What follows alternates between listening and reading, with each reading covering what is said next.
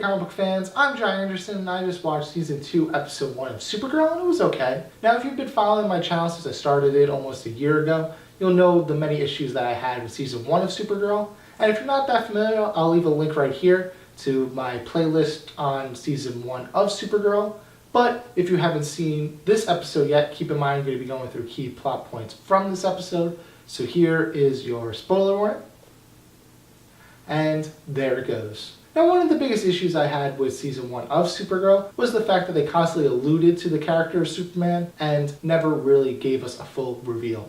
Luckily, the biggest addition to the season is the character of Superman. I really like the interpretation of Tyler Hoechlin's Man of Steel. It obviously has a lot of similarities to the Christopher Reeve and Brandon Routh interpretations of the character, and given that we don't see that much brooding, I can't really relate it to the Henry Cavill version, but though he shares a lot of similarities with the former characters, I still feel he's very much his own interpretation. The only concern I have is that making Superman a season regular might take away the focus from Supergirl as a character, as well as the fact that I feel like Superman should be in Metropolis and come to National City when he's needed instead of focusing a lot of time in National City.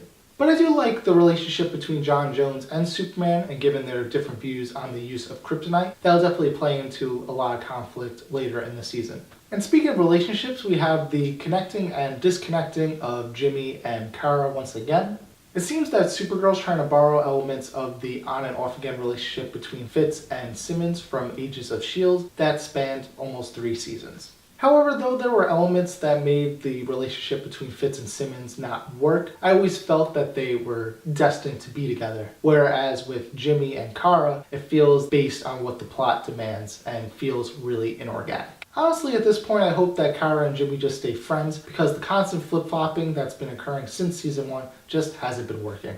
I like that Kara is shifting her career focus to reporting. It gives Clark a reason to stick around National City, obviously to help his cousin take on this new career path. In terms to the addition of Lena Luthor, I feel it's a little convenient that there's so many characters on this show that have a connection to the greater Superman mythos. For example, we had Lucy Lane and Sam Lane from Season 1, and now we have obviously a connection to the fan favorite villain Lex Luthor. And I'm not really sure why the show feels the need to do this. I guess they're trying to cater to fan service, hinting to these well-known characters, but it runs into the same problem that we had in Season 1 with Superman. You're constantly teasing these characters, but we never get to see them. And finally, we get a tease to one of Superman's better-known villains, Metallo, who we've seen in the comics as well as the animated series, and hopefully the show can do this character justice. So that's my thoughts on Season 2, Episode 1 of Supergirl. If you guys liked this episode, let me know down in the comments what you thought. And if you haven't seen my thoughts on Season 3, Episode 4 of Gotham, you click right here.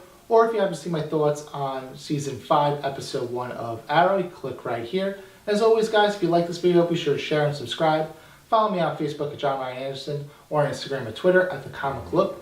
And remember, guys, as always, comics do deserve a second look.